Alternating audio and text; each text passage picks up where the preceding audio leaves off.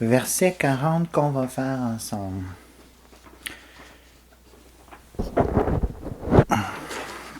Brahma Samhita, verset 40.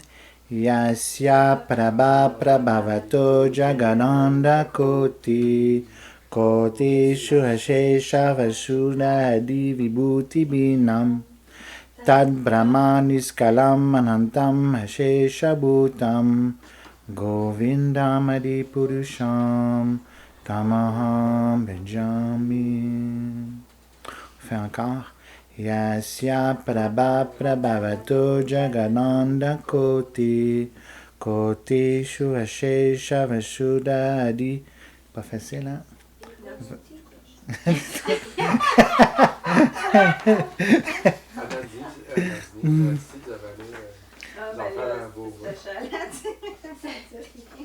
Hein?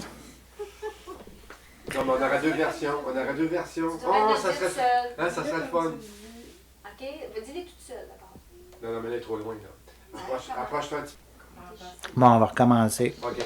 Yasya prabha prabhavato jagananda koti koti shashesha vasudadi vibhuti binam tad brahmanis kalam anantam ashesha bhutam govindam adi purusham tamaham bhajami. C'était meilleur, là? C'était moins pire. C'est ça, le cas, il ne faut pas prononcer le V. En anglais, c'est kuti kutishu dans le mot à mot, mais c'est dans le kuti kutish qui est prononcé dans le verset. C'est kutish ashesha vesudadi vibhuti binam.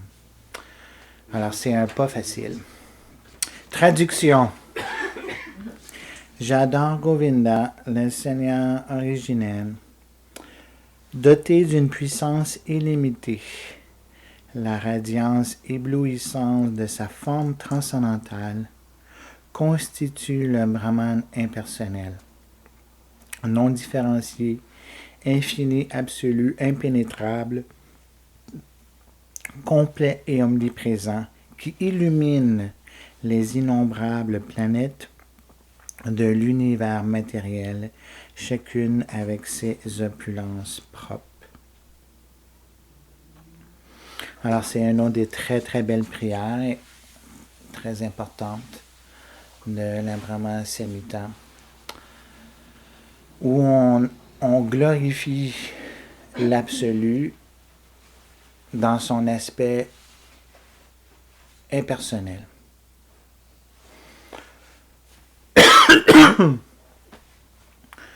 Alors, c'est pas vraiment le Brahman impersonnel qu'on va adorer parce que c'est pas une personne à adorer. Que ce qui est impersonnel ne peut pas être vraiment adoré. Mais on adore Govinda, dont la radiance est le Brahman impersonnel. Alors, le Brahman impersonnel est un des aspects de Govinda. On parle souvent que c'est comme son manifestation impersonnelle de l'absolu. Mais ici, c'est décrit comme étant sa radiance. Et c'est cette radiance-là qui émane du corps de Govinda, qui illumine tous les univers. Il y a une grande sainte qui s'appelle Hildegard de Bingen. Est-ce que vous la connaissez? Hildegard de Bingen. Pas encore. Elle conseillait les papes. Ouais. Les papes écoutaient bien ce qu'elle disait. Elle avait un couvent, c'était une maîtresse de couvent, en charge une abbesse. Et les abbés et les abbesses. Tantôt, on discutait de plantes médicinales, l'orge médicinale et tout ça. Alors, elle était experte aussi avec les plantes médicinales. Elle faisait de la poésie, comme ça, c'est de la belle poésie. Elle faisait de la musique. Une femme aux multiples talents. Alors, elle était aussi très, très, très mystique. Et partait en transe dans ses prières et ses méditations. Et une fois, elle est ressortie de sa prière et elle était comme transfigurée, comme si elle avait vu Dieu. Et puis, elle disait qu'elle avait vu une lumière tellement brillante que le soleil avait l'air très pâle à côté de cette lumière-là. Alors, les planètes et les soleils de ce monde lui paraissaient très pâles comparés à la lumière divine. Alors ici, ça l'explique quelle est la source de la lumière du soleil. Tantôt, dans un des versets qu'on va voir plus tard, ça va parler du Dieu soleil et de l'âme qui brille comme le soleil. Mais ici, ça montre que la lumière du soleil vient de quoi? Elle vient de la radiance du corps de Govinda. Ça brille beaucoup un soleil. Notre soleil est très petit. Il y a des soleils qui sont des milliers de fois plus lumineux et plus grands que le soleil qu'on a là. Il y a même des groupements de soleils ensemble qui font encore beaucoup plus lumineux, comme les lumières que l'on voit dans l'univers. C'est des soleils qui brillent, mais qui sont très, très, très loin. Ils sont à des milliards de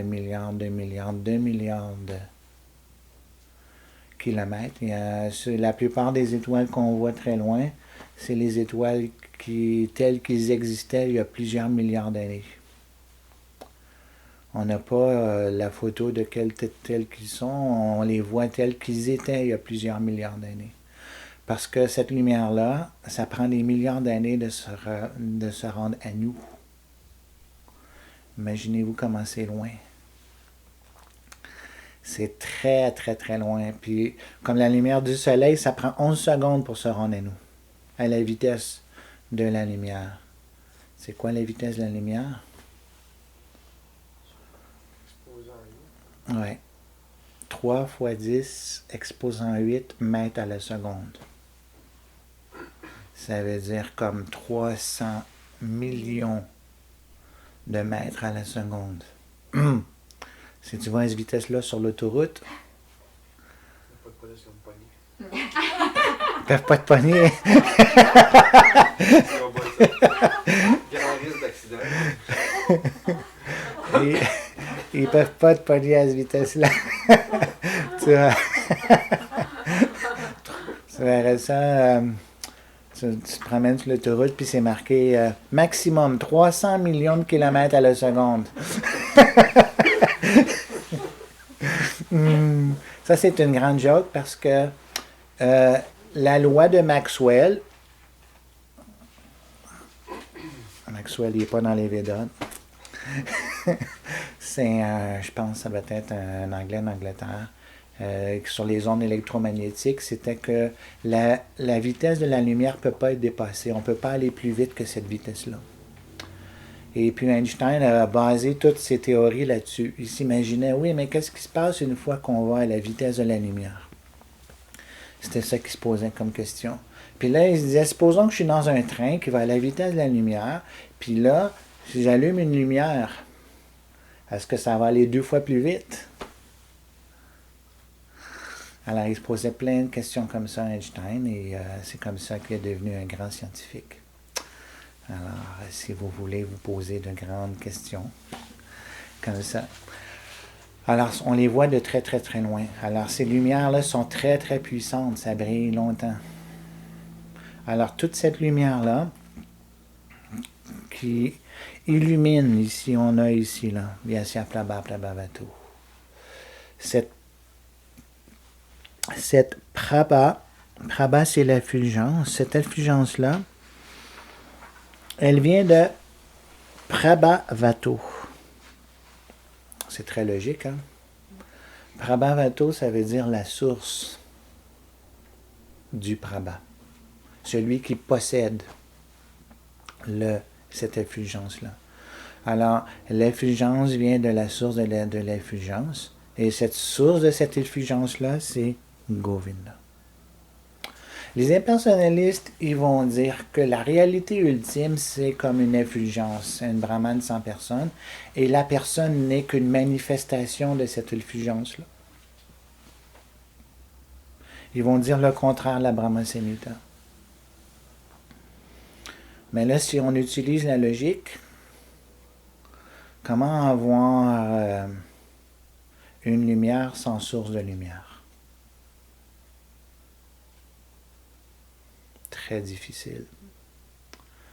Et puis, la source n'est-elle pas plus lumineuse que la lumière elle-même?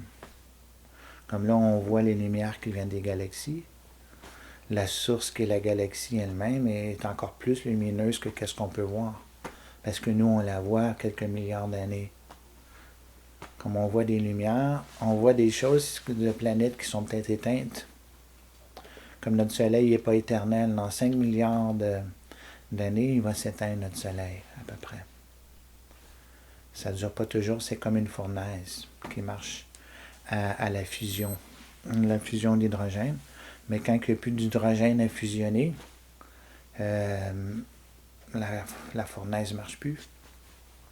Et là, le Soleil s'éteint. On a 5 milliards d'années à survivre encore sur cette planète-ci. Ça fait combien de vies, ça? 500 milliards. À 100 ans chaque. À 100 ans chaque? Ça, c'est si tu as des vies de 100 ans. Si tu as des vies de bactéries, ça ne dure pas longtemps. Ou si tu as la vie d'un arbre. Tu as des arbres qui ont plus de 5000 ans. Il y a des arbres de 5000 ans. L'arbre le plus vieux du monde est près d'un des plus grands déserts des États-Unis. Il y a à peu près 5000 ans. Ils ont compté tous les anneaux. À peu près 5000 ans. Il l'appelle Mathusalem. Dans le désert, près du désert de Mojave, quelque chose comme ça, là, dans le sud-ouest américain. Et ça a l'air d'un arbre mort quasiment. Tu vois juste un gros tronc tout tordu, archi tordu, parce qu'ils sont comme dans un désert. Et puis, tu vois quelques feuilles ici et là. Alors, 5000 ans, comme un quart d'âme. Alors, c'est que vous avez, là, il vous reste juste quelques milliards de corps à prendre sur cette terre, ceux qui sont bien attachés à cette terre. Alors, la source doit être encore plus puissante que la lumière qui vient de cette source-là. Ça, c'est la logique qui nous le montre. Et alors, c'est expliqué comme ça ici, que Govinda, qui est la personne originelle, la source de tout, est aussi la source de cette effulgence-là. Et cette effulgence-là, elle va illuminer tous les univers. Alors, c'est une très belle prière lorsqu'on regarde les étoiles qui brillent, le soleil qui brille. Aussitôt qu'on voit quelque chose qui brille, on peut dire cette prière-là. Alors, on peut la dire jour et nuit, parce que le jour, le soleil brille, et la nuit, les étoiles brillent. Alors, on n'est pas obligé de la dire jour et nuit, mais on peut la dire. Ça peut déclencher, ça peut être un vibhav udipan. Ça veut dire quoi? Ça veut dire que la splendeur du soleil peut évoquer en nous le sentiment de vouloir glorifier Dieu pour le glorifier, d'être la source de cette effulgence. Et lorsqu'on comprend comment le soleil est important pour nos vies, mais là, c'est plus facile d'avoir ce sentiment-là de gratitude et d'amour pour la source du soleil. Mais lorsqu'on est trop occupé dans nos poursuites matérielles pour comprendre l'importance du soleil, on peut aussi être trop occupé pour glorifier Dieu. Ça va souvent ensemble. Alors c'est pour ça que traditionnellement en Inde, tu chantais une prière, les brahmanes par exemple, ils vont chanter le Gayatri qui est un mantra que tu chantes lorsque tu as un cordon brahmanique. Comme moi j'avais un cordon brahmanique pendant plusieurs années, comme un brahmane.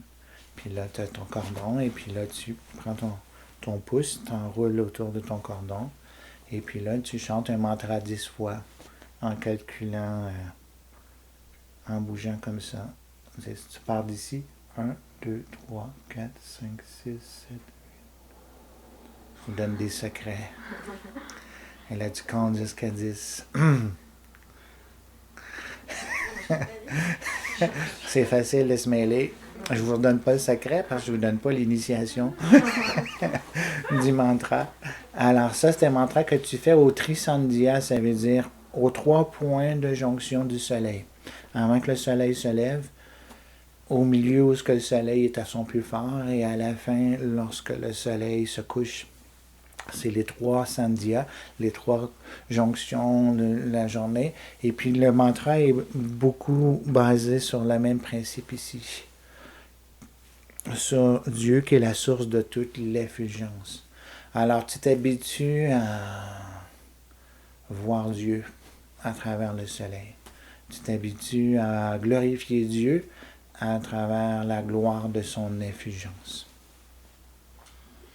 Alors, au lieu de chanter ce Gayatri qui est réservé normalement au vrai Brahman, alors on peut changer cette prière-là qui est encore plus puissante et plus importante que le Gayatri, car elle a le plus de dévotion comme prière.